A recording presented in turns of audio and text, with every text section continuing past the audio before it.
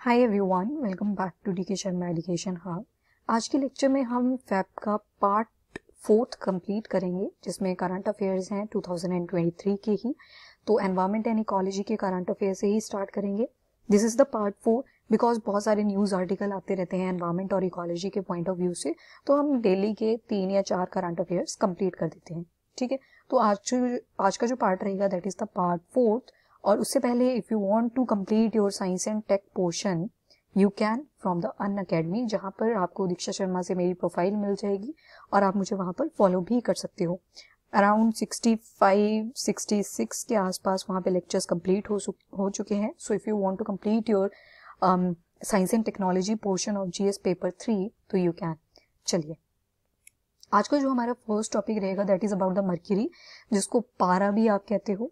ठीक है, आपके थर्मोमीटर्स में भी ये प्रेजेंट होता था।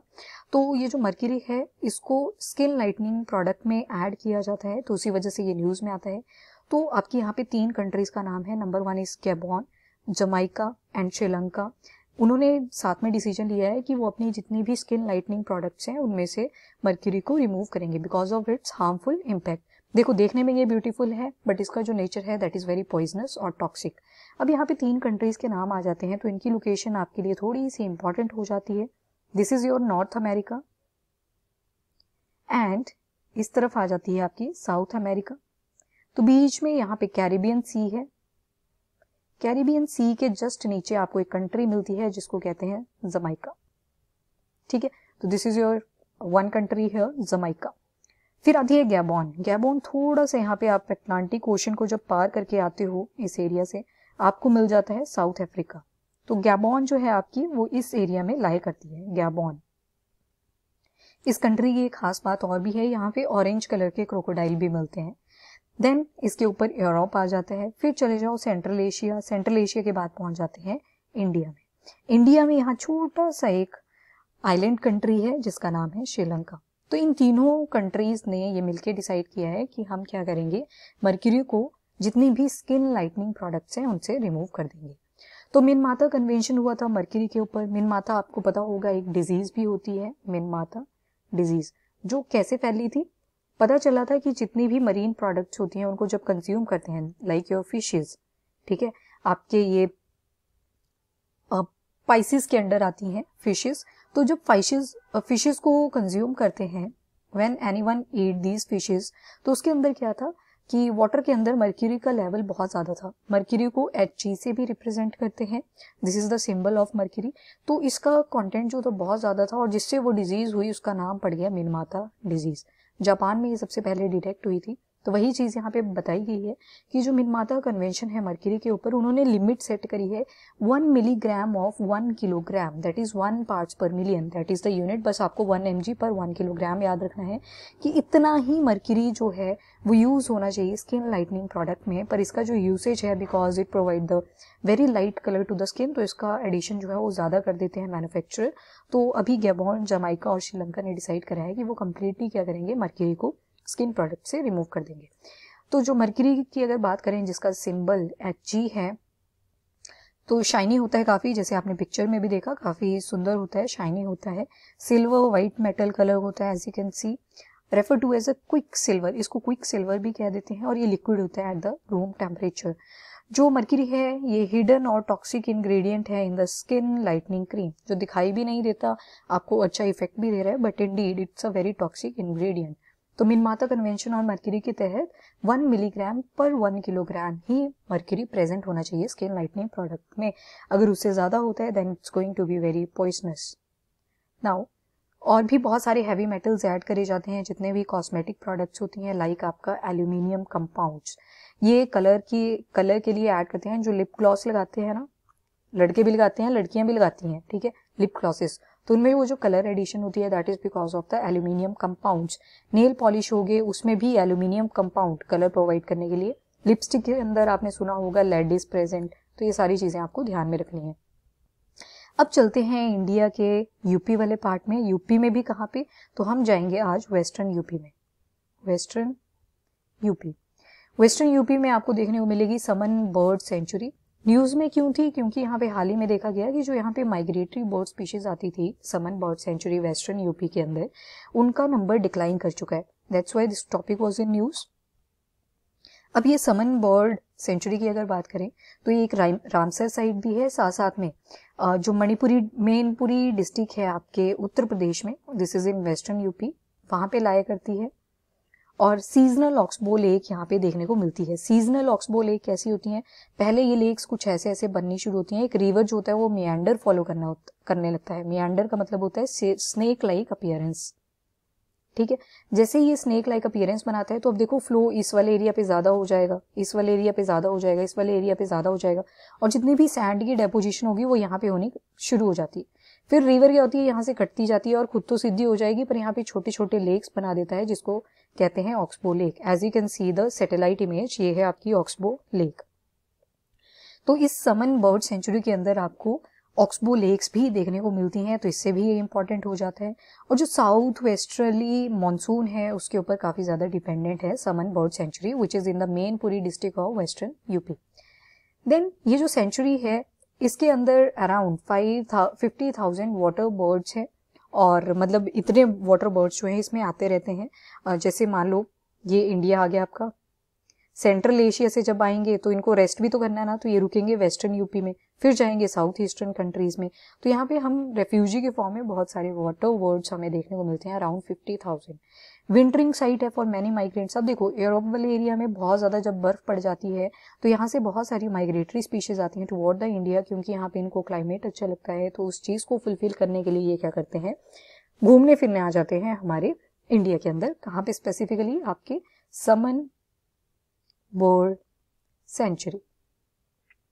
तो इसीलिए ये टॉपिक इंपॉर्टेंट हो जाता है। इसके अलावा काफी वल्नरेबल स्पीशीज भी आती हैं यहाँ पे, जैसे कि आपकी सैरस क्रेन, तो वो यहाँ पे ही रहती हैं, आती तो क्या ही है, यहीं पे रहती हैं। सैरस क्रेन की अगर मैं बात करूं तो ये जो आपको फर्स्ट पिक्चर दिख रहा है इसकी बात हो रही है, दैट इज योर सैरस क्रेन, ठीक है।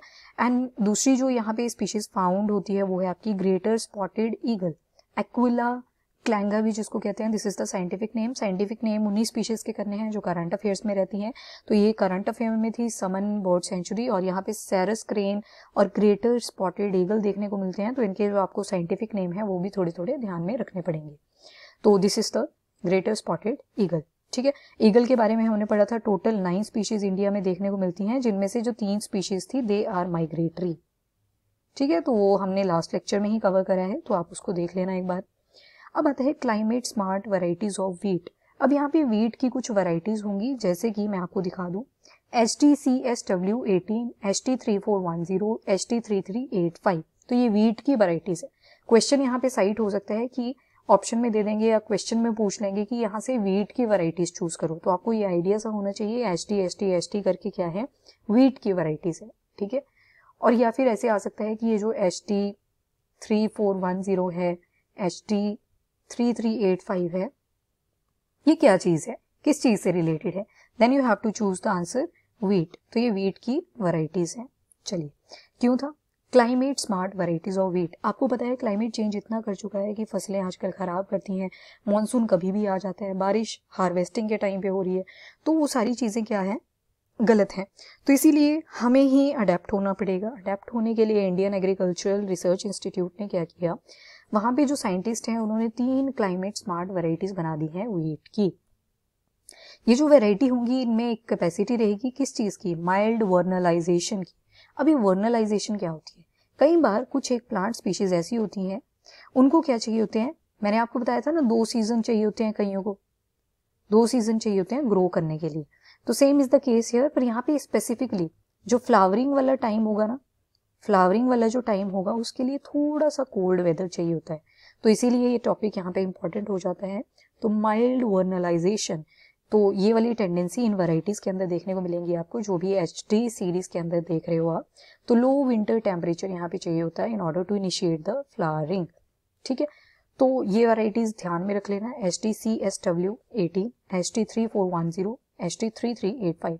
अगर बात करें HTCSW18 तो ऑफिशियली इसको 2016 में ही नोटिफाई कर दिया गया था, बट अभी दोबारा से न्यूज में आ गया क्योंकि 2 और वैरायटीज आई हैं आपकी, इसीलिए ये आपको ध्यान में रखना पड़ेगा।